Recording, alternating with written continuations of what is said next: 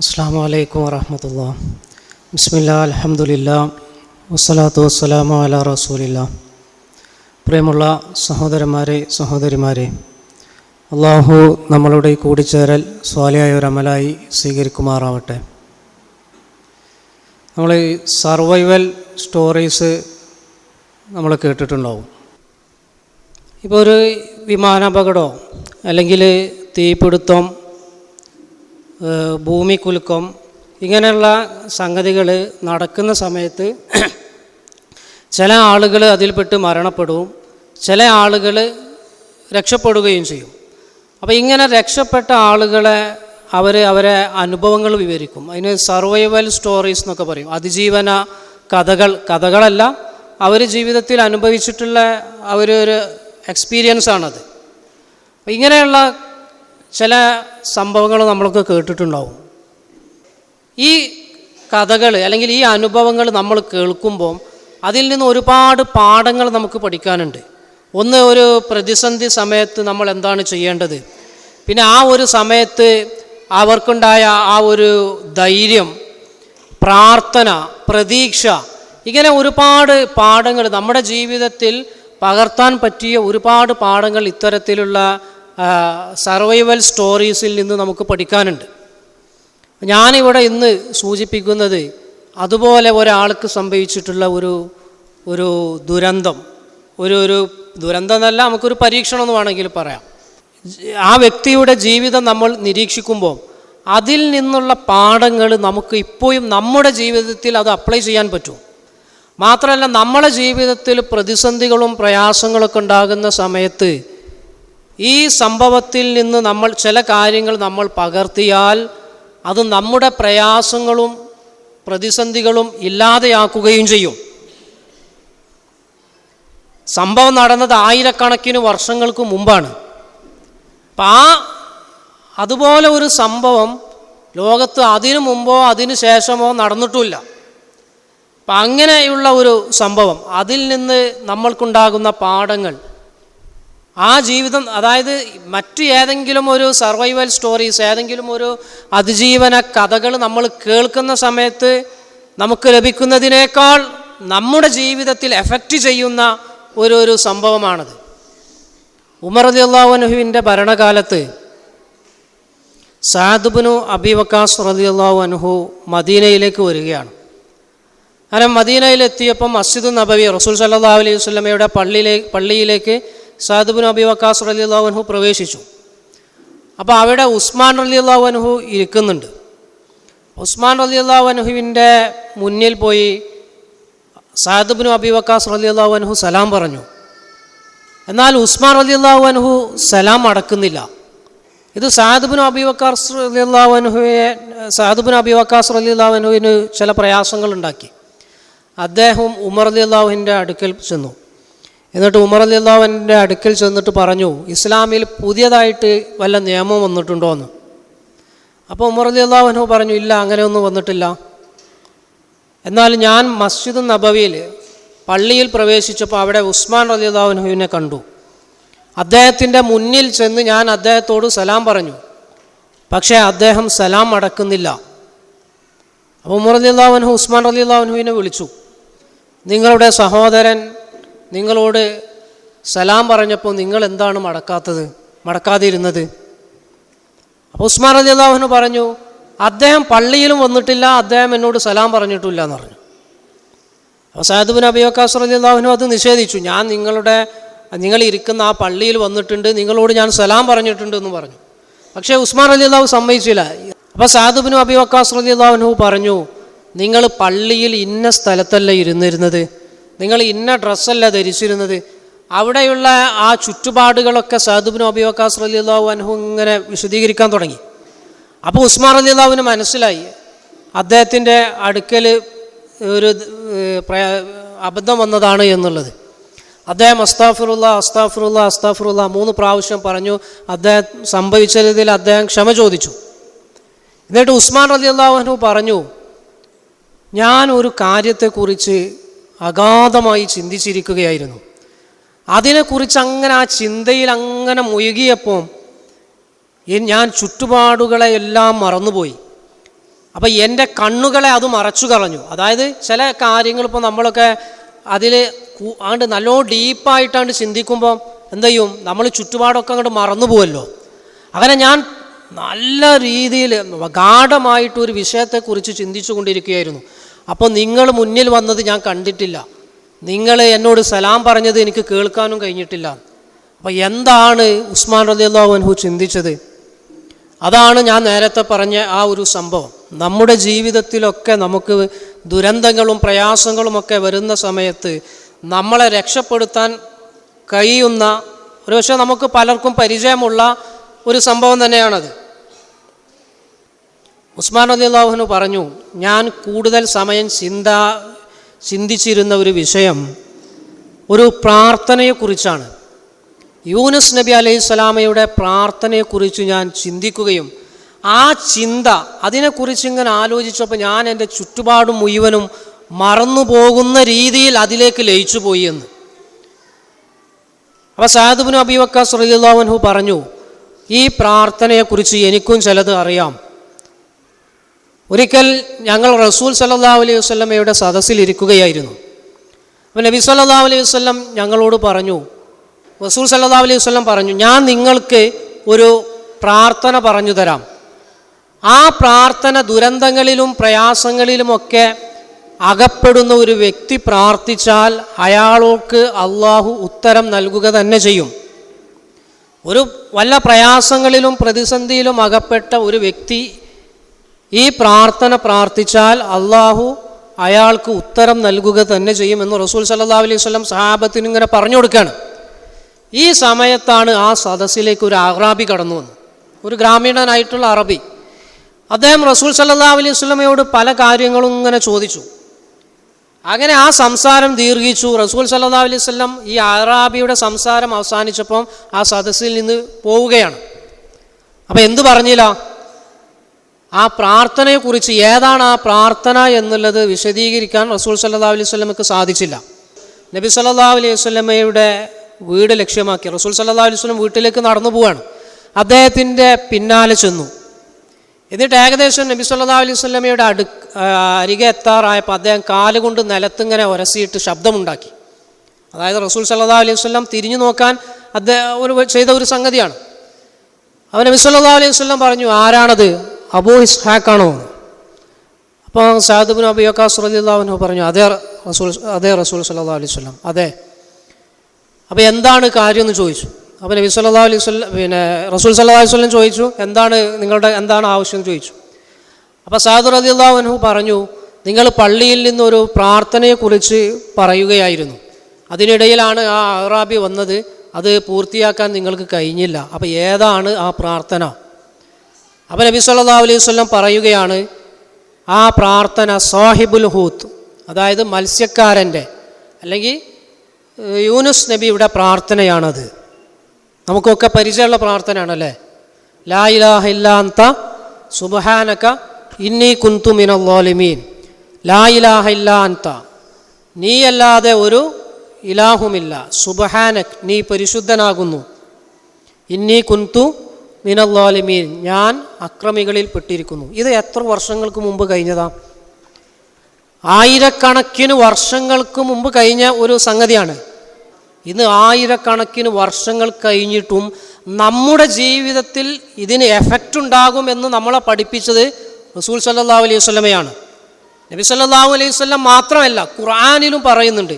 ഇന്നിപ്പം നമ്മൾക്ക് പല പ്രയാസങ്ങളുണ്ട്. നമ്മൾക്ക് സാമ്പത്തിക പ്രയാസങ്ങളുണ്ട്, രോഗങ്ങളുണ്ട്, മക്കളുടെ ബന്ധപ്പെട്ട പ്രയാസങ്ങളുണ്ട്, വീടുമായി ബന്ധപ്പെട്ട പ്രയാസങ്ങളുള്ള ആളുകളുണ്ടാവും, കടങ്ങളുണ്ടാവും.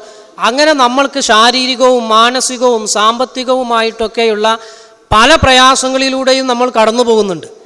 ഈ പ്രയാസങ്ങൾക്കൊക്കെ പരിഹാരമായിട്ട് നമുക്ക് സ്വീകരിക്കാൻ പറ്റുന്ന ഒരു പ്രാർത്ഥനയാണ് ഈ ഒരു പ്രാർത്ഥന എന്നുള്ളതാണ്. ഈ പ്രാർത്ഥനയുമായി ബന്ധപ്പെട്ട് പഠിക്കുമ്പോൾ നമ്മൾ മനസ്സിലാക്കേണ്ട ഒന്നാമത്തെ പാഠം എന്താണ്? പ്രതീക്ഷയുണ്ടായിരിക്കണം ജീവിതത്തിന്.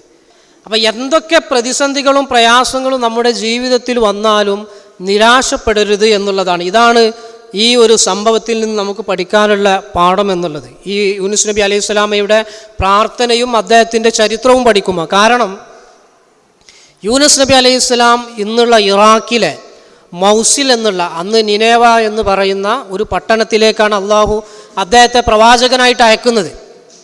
അങ്ങനെ അദ്ദേഹം ആ പട്ടണത്തിൽ ചെന്ന് അള്ളാഹുവിനെ കുറിച്ച് ആ നാട്ടുകാരോട് പറയുകയാണ്. എന്നാൽ ആ നാട്ടുകാർ അദ്ദേഹത്തിൻ്റെ ക്ഷണം, അള്ളാഹുവിലേക്കുള്ള ക്ഷണം, അള്ളാഹുവിനെ മാത്രമേ ആരാധിക്കാൻ പാടുള്ളൂ എന്നുള്ള ആ ഒരു ക്ഷണം സ്വീകരിക്കാൻ ആ നാട്ടുകാർ തയ്യാറായില്ല. അദ്ദേഹം പരമാവധി രാവും പകലുമൊക്കെ അദ്ദേഹം അവിടെ ദഅവത്ത് നടത്തി. പക്ഷെ ആളുകൾ വിശ്വസിക്കുന്നില്ല. അങ്ങനെ ഇരിക്കെ അദ്ദേഹം ആ നാട് വിടുകയാണ്. അള്ളാഹുവിൻ്റെ കൽപ്പന എത്തുന്നതിന് മുമ്പാണ് അദ്ദേഹം ആ നാട് വിടുന്നത്. അങ്ങനെ അദ്ദേഹം കപ്പലിൽ കയറുന്നു. കപ്പലിൽ കയറി ആ കപ്പൽ സഞ്ചാരം ഇങ്ങനെ തുടങ്ങി. കുറച്ചു പോയപ്പോൾ ഏകദേശം നടുക്കടലിനടുത്തെത്തിയപ്പോൾ അന്തരീക്ഷമാകെ മാറി. മഴ പെയ്യാൻ തുടങ്ങി, ശക്തമായ കാറ്റടിക്കാൻ തുടങ്ങി, കപ്പൽ ആടി ഉലയാനും തുടങ്ങി. കപ്പിത്താൻ പറഞ്ഞു, നമ്മുടെ കപ്പൽ ഈ രീതിയിൽ പോയാൽ മുങ്ങും, അതുകൊണ്ട് കുറച്ച് സാധനങ്ങൾ എവിടെ എറിയണം? കടലിൽ എറിയണം. അപ്പോൾ അവരുടെ കയ്യിലുള്ള കുറച്ച് സാധനങ്ങളൊക്കെ ആദ്യം അവർ കടലിലേക്ക് എറിഞ്ഞു. പക്ഷേ എന്നിട്ടും എന്തുണ്ടായില്ല, കപ്പൽ മുങ്ങാൻ പോവുക തന്നെയാണ്. അപ്പോൾ ഇനി കപ്പൽ മുങ്ങാതിരിക്കണമെങ്കിൽ കപ്പലിലുള്ള ഒരാളെ കടലിലേക്ക് എറിഞ്ഞാലേ രക്ഷയുള്ളൂ എന്നായി. അപ്പോൾ പക്ഷേ ആരെയും എറിയും.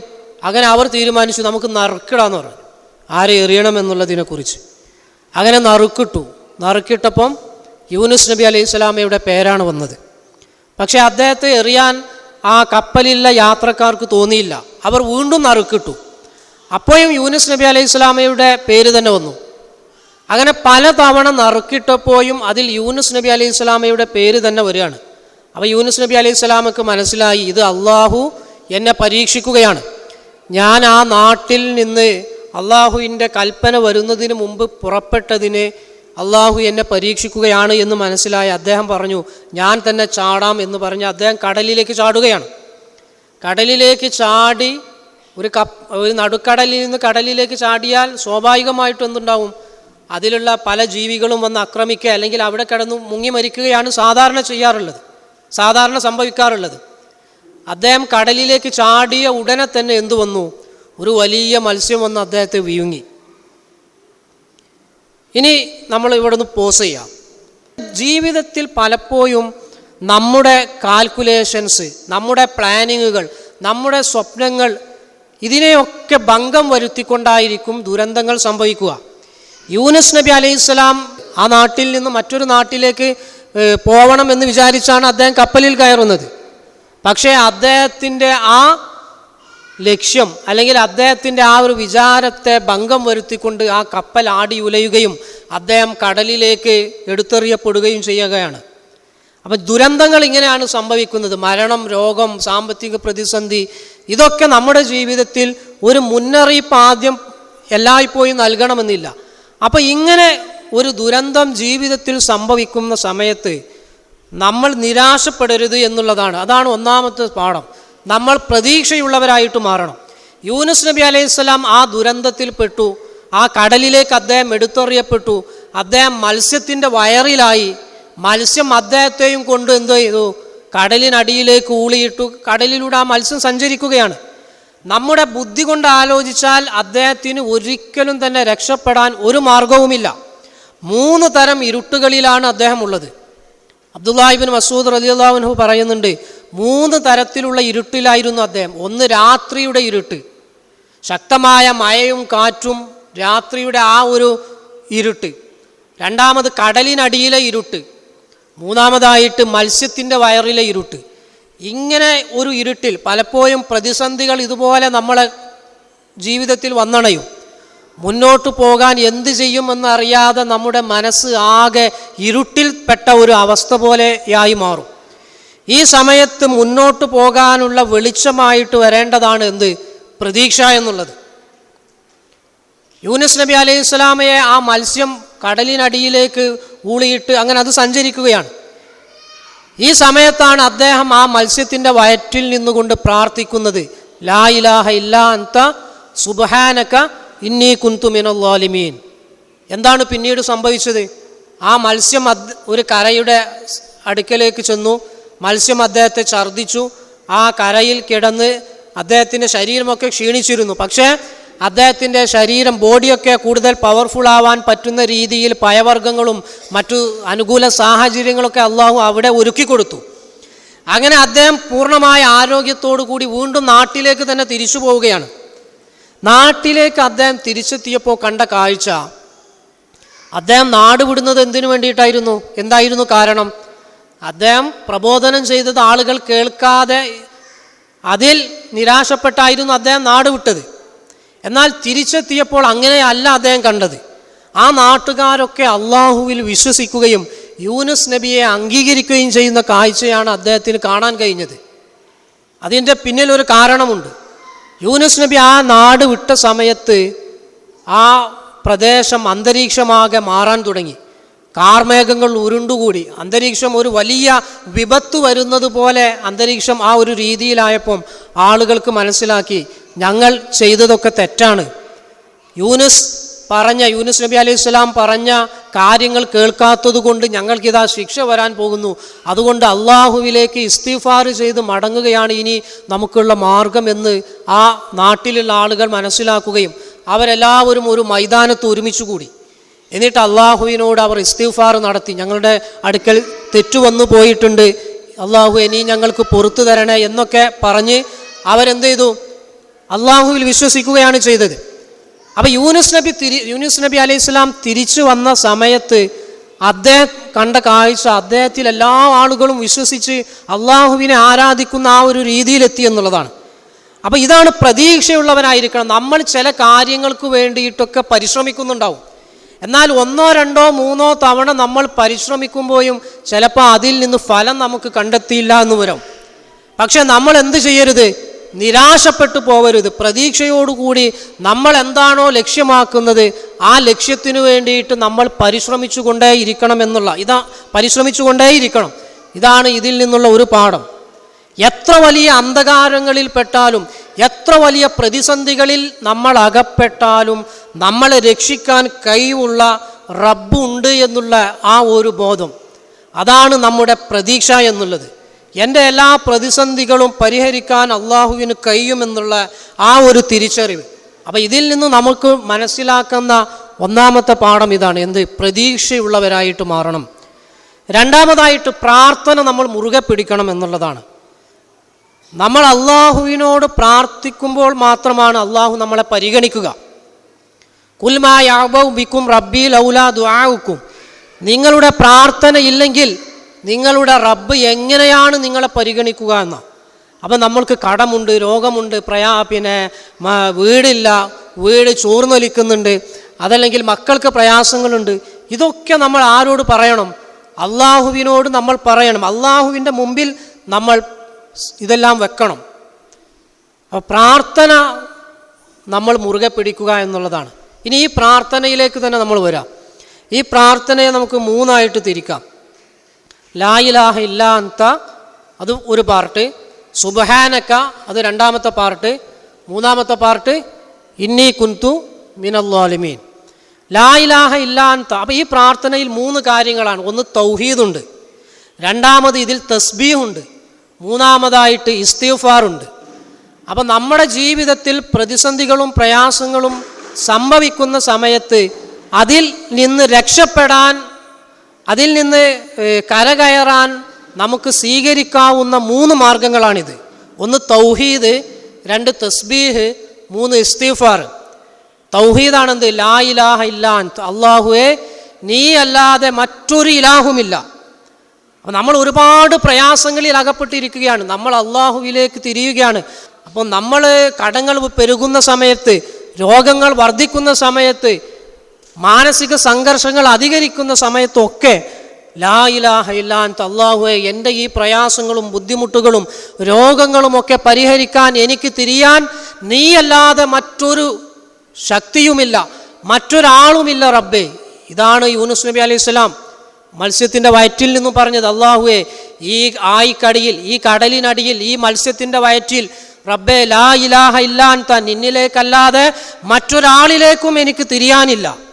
ഇതാണ് ഒന്നാമത്തെ പാർട്ട്. അപ്പോൾ അള്ളാഹുവിനോട് നമ്മൾ ഇഖ്ലാസോടുകൂടി അള്ളാഹുവിലേക്ക് തിരിഞ്ഞു പ്രാർത്ഥിച്ചാൽ നമ്മുടെ ആ ഒരു പ്രാർത്ഥന അള്ളാഹു കേൾക്കും എന്നുള്ളതാണ്.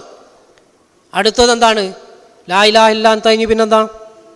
സുബ്ഹാനക, നീ പരിശുദ്ധനാകുന്നു എന്നുള്ളത്. ഇത് തസ്ബീഹാണ്. അപ്പം തസ്ബീഹ് നടത്തുന്നവരായിട്ട് നമ്മൾ മാറുക. ഖുർആനിൽ യൂനുസ് നബി അലൈഹി സ്വലാമയുടെ ചരിത്രം പറയുന്ന ഒരു ഭാഗത്ത് പറയുന്നുണ്ട്, ഫലൗല അന്നഹു കാന മിനൽ മുസബ്ബിഹീൻ, അദ്ദേഹം തസ്ബീഹ് നടത്തുന്ന ഒരാളല്ലായിരുന്നുവെങ്കിൽ ലബിസ ഫീ ബത്നിഹി, ആ മത്സ്യത്തിൻ്റെ വയറ്റിൽ ഇലാ യൗമി യുബഅസൂൻ, ഖിയാമത്ത് നാൾ വരെ അദ്ദേഹം കിടക്കേണ്ടി വരുമായിരുന്നു. അപ്പം എന്തായിരുന്നു മനസ്സിലാക്കേണ്ടത്? അദ്ദേഹം എങ്ങനത്തെ ആളായിരുന്നു? തസ്ബീഹ് നടത്തുന്ന ആളായിരുന്നു. തസ്ബീഹാണ് അദ്ദേഹത്തെ ആ മത്സ്യത്തിൻ്റെ വയറ്റിൽ നിന്ന് രക്ഷപ്പെടുത്തിയത് എന്ന് ഖുർആനിലൂടെ അള്ളാഹു നമ്മളെ പഠിപ്പിക്കുകയാണ്. അപ്പം നമ്മൾ തസ്ബീഹ് നടത്തുന്ന ആളുകളായിട്ട് മാറുക എന്നുള്ളതാണ്. നമ്മൾ ഇന്ന് നടത്തുന്ന ഓരോ തസ്ബീഹും നാളെ വരാനിരിക്കുന്ന ദുരന്തങ്ങളിൽ നിന്ന്, അപകടങ്ങളിൽ നിന്ന് നമുക്ക് രക്ഷയായിട്ട് മാറുമെന്നുള്ളതാണ്. അപ്പം തസ്ബീഹിൻ്റെ ആളായിട്ട് നമ്മൾ മാറണം. രാവിലെയും വൈകുന്നേരവും നമുക്ക് ലഭിക്കുന്ന സമയങ്ങളിൽ, രാത്രിയുടെ വേളകളിലുമൊക്കെ സുബ്ഹാനല്ലാഹ്, ഇങ്ങനെയുള്ള സുബ്ഹാനല്ലാഹി വബിഹംദിഹി, സുബ്ഹാനല്ലാഹിൽ അളീം, ഇങ്ങനെയുള്ള തസ്ബീഹുകൾ നിരന്തരം നമ്മൾ നടത്തുന്ന ആളുകളായിട്ട് മാറുക. നമ്മൾ ഇന്ന് നടത്തുന്ന ഓരോ തസ്ബീഹും നാളെ നമ്മുടെ രക്ഷയായിട്ട് മാറുമെന്നുള്ളതാണ്.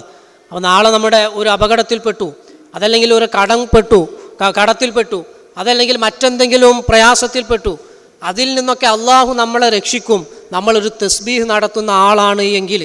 ഇനി ഈ ദുനിയാവിലല്ല എന്ന് വെച്ചോളി, ഇതിനേക്കാൾ, ഈ ദുനിയാവിൽ അനുഭവിക്കുന്നതിനേക്കാൾ പ്രയാസങ്ങൾ വരാനിരിക്കുന്നതാണ് മരണശേഷമുള്ളത്. ഖബറിൽ നമ്മൾ തനിച്ചാകുന്ന സമയത്ത്, മഹ്ശറിൽ വിചാരണ കാത്തു നിൽക്കുന്ന സമയം, ഇതൊക്കെ പ്രതിസന്ധി നിറഞ്ഞ സമയങ്ങളാണ്. ഈ സമയത്തൊക്കെ തസ്ബീഹ് മൂലം നമുക്ക് രക്ഷയായിട്ട് മാറും, തസ്ബീഹ് നമുക്ക് രക്ഷയായിട്ട് മാറും എന്നുള്ളതാണ്. അപ്പം നമ്മൾക്ക് മനസ്സിലാക്കേണ്ട മറ്റൊരു പാഠം എന്നുള്ളത് എന്താണ്?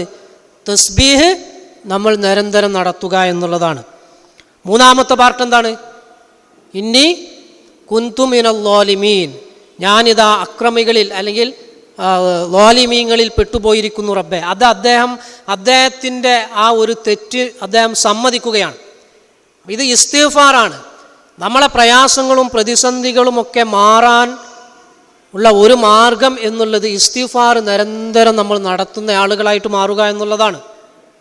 റസൂൽ സല്ലല്ലാഹു അലൈഹി വസല്ലം പറഞ്ഞ ഒരു ഹദീസ് മുമ്പ് നമ്മളെ ക്ലാസ്സിൽ പറഞ്ഞിരുന്നു, മൻ ലസിമൽ ഇസ്തിഗ്ഫാർ, ആരെങ്കിലും ഇസ്തിഗ്ഫാർ പതിവാക്കിയാൽ ജഅലല്ലാഹു ലഹു മിൻ കുല്ലി ഹമ്മിൻ ഫറജ, അവൻ നേരിടുന്ന കുറേ ആശങ്കകളുണ്ട് അല്ലേ? നമ്മൾക്ക് കുറേ ഭാവിയെക്കുറിച്ച്, നാളെക്കുറിച്ചുള്ള പല ഉത്കണ്ഠകളും നമ്മുടെ മനസ്സിലുണ്ട്.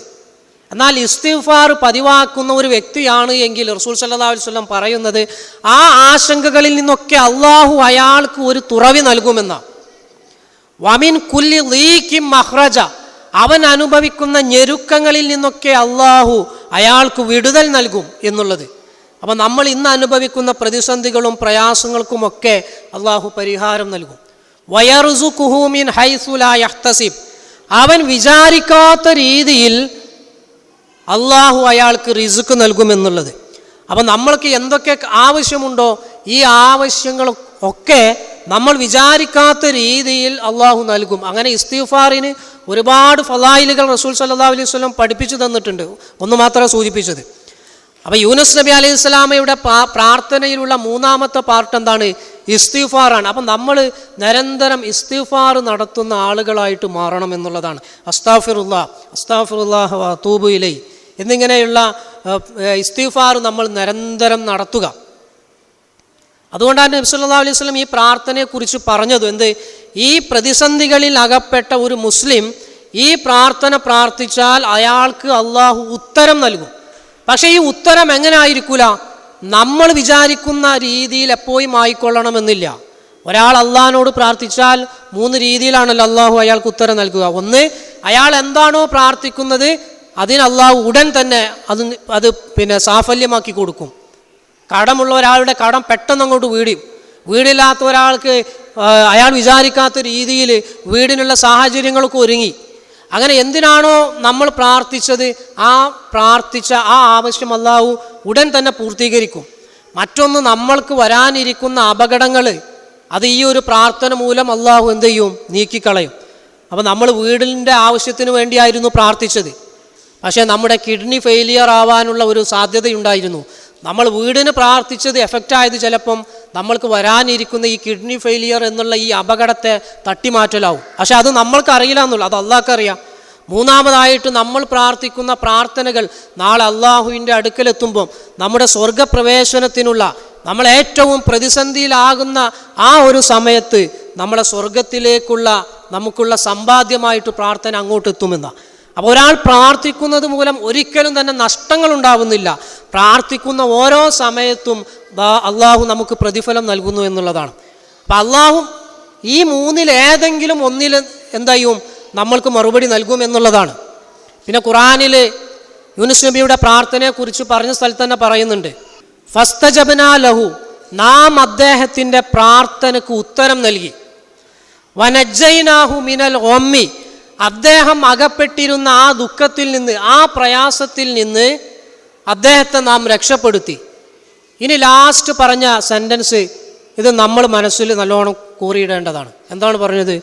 വകദാലിക നുൻസിൽ മുഅ്മിനീൻ, ഇപ്രകാരമാണ് നാം മുഅ്മിനീങ്ങളെ രക്ഷപ്പെടുത്തുക.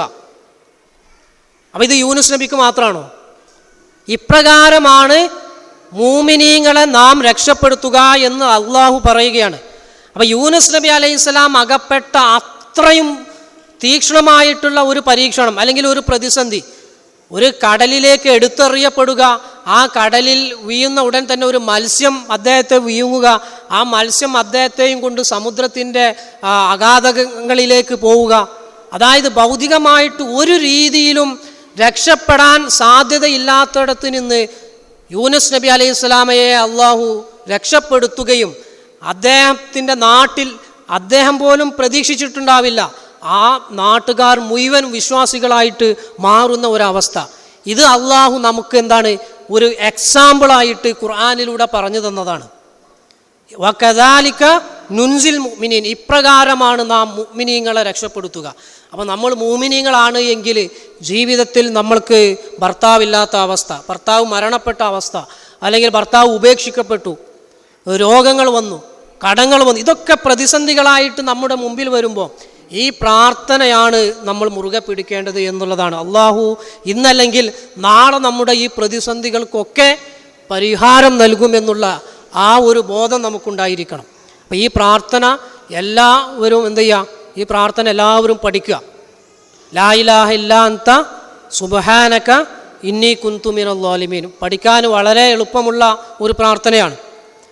ലാ ഇലാഹ ഇല്ലാ അൻത സുബ്ഹാനക ഇന്നി കുന്തു മിനൽ ളാലിമീൻ. ലാ ഇലാഹ ഇല്ലാ അൻത, അല്ലാഹുവേ നീ അല്ലാതെ മറ്റൊരു ഇലാഹുമില്ല. സുബ്ഹാനക്, നീ പരിശുദ്ധനാകുന്നു.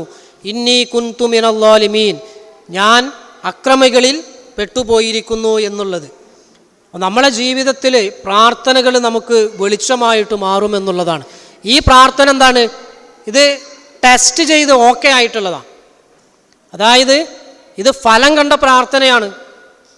യൂനുസ് നബി അലൈഹി സ്വലാം രക്ഷപ്പെട്ട ആ ഒരു സംഗതി അത് ഏതോ ആയിരക്കണക്കിന് വർഷങ്ങൾക്ക് മുമ്പ് ഞാൻ നേരത്തെ പറഞ്ഞ പോലെ കടലിനടിയിൽ മത്സ്യത്തിൻ്റെ വയറ്റിൽ വെച്ച് സംഭവിച്ചൊരു സംഗതി ലോകാവസാനം വരെയുള്ള മുഴുവൻ മനുഷ്യർക്കും അള്ളാഹു പ്രാർത്ഥിക്കാൻ വേണ്ടി ഖുർആനിലൂടെ അവതരിപ്പിച്ചത് എന്തിനു വേണ്ടിയിട്ടാണ്?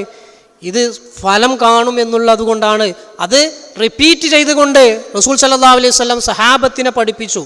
ഈ പ്രാർത്ഥനയെക്കുറിച്ച് ആലോചിച്ചപ്പോഴാണ് ഉസ്മാൻ റളിയല്ലാഹു അൻഹുവിന് സ്വന്തം ചുറ്റുപാട് പോലും അദ്ദേഹം ഇതിൻ്റെ ഓരോ വരികളിലേക്കും ഇതിൻ്റെ ആശയങ്ങളിലേക്കും ഇങ്ങനെ ഇറങ്ങിയപ്പോൾ മുന്നിൽ വന്ന ആളുകളെ കാണാൻ അദ്ദേഹത്തിന് കഴിഞ്ഞില്ല, സലാം പറഞ്ഞത് കേൾക്കാൻ അദ്ദേഹത്തിന് കഴിഞ്ഞില്ല.